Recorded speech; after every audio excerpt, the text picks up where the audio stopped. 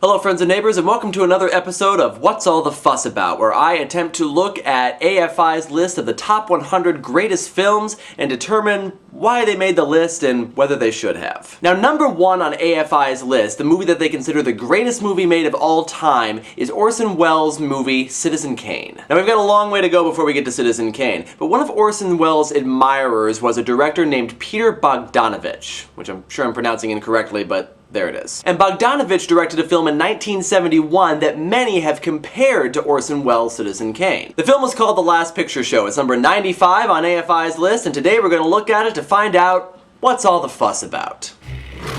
Remember, You're a wizard. On second thought, let's not hold camera. Still princesses. Time travel. Easy wish.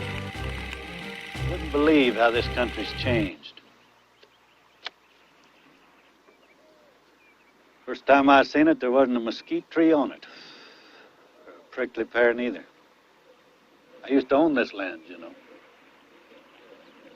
First time I watered a horse at this tank was more than 40 years ago. I reckon the reason why I always drag you out here is probably I'm just as sentimental as the next fella when it comes to old times.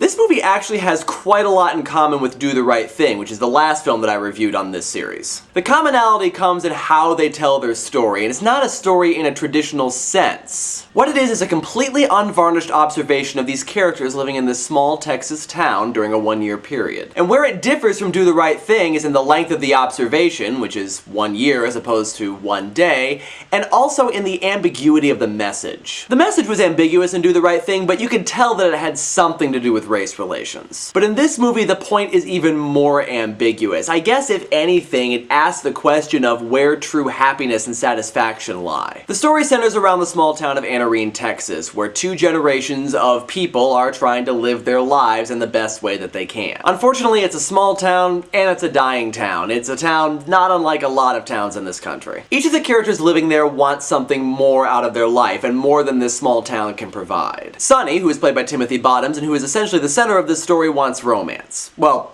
let's be honest here, he wants sex. Dwayne, played by a young Jeff Bridges, is his friend and fellow high school football captain. And he wants to marry his high school sweetheart, Jacy, played by Sybil Shepherd in her debut movie performance. Jacy, however, isn't really interested in a relationship with Dwayne. She wants to impress a young rich kid so she can fit in with the rich kid crowd. And she does this by stripping naked in front of a group of his friends and trying desperately to lose her virginity to somebody. Now, Sonny starts up an affair with Ruth Popper, the coach's wife, played by Cloris Leachman, who, if you have not seen her in anything other than Young Frankenstein, watch this movie and see how she does drama. Ruth is also seeking something. She's seeking love, and she finds it with a boy half her age. Some of the most touching scenes in the movie are when she is mothering him, and some of the saddest scenes in the movie are when he ultimately rebuffs her. In the final scene, she finally just lets loose on him and pours out all of her emotion in a really, really compelling scene, and what makes it so compelling is just how raw it is. And Bogdanovich actually had Cloris Leachman do this scene without any prior rehearsal, just so we could get the rawness of her performance. You're the one ought to be sorry.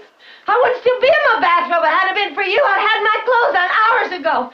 You're the one made me quit caring if I got dressed or not.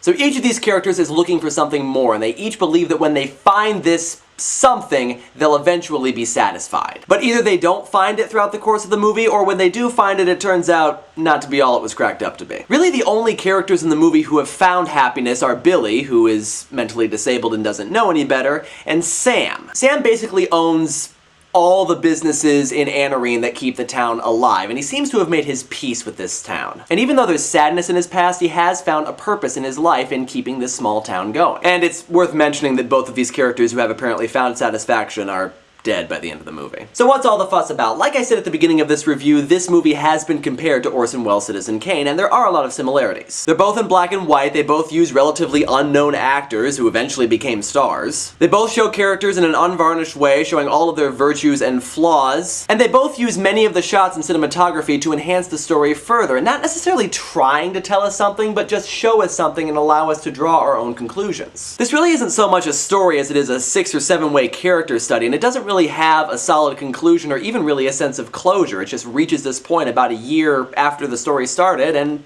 stops. And what strikes me, and what I think strikes a lot of people about this film, is just how honest it is. It shows everything, absolutely everything that happens in a small town. We know that this stuff happens in a small town, but we don't like to think about it. This movie forces us to think about it. In fact, there are a lot of people in the town where this was actually shot that were a little bit upset when this came out because it basically laid out all their dirty laundry for all the world to see. This movie contains a lot of sex, but the sex isn't really erotic in any way. It's just sex out of desperation, sex as a way of escape. We get to know these characters and this setting really well, and the characters don't necessarily learn anything, but often people don't. That's one of the sadnesses of the movie. The tagline of the movie is "Nothing has really changed," and we definitely get that in this movie, and Bogdanovich's direction and cinematography accomplishes that really well. So my conclusion, it's a good movie. The comparisons to Citizen Kane are apt, the fuss is definitely merited, and on the worth meter, I would give this a worth owning. And that about does it for this review. Join us next time on What's All the Fuss About Reviews, and we will be looking at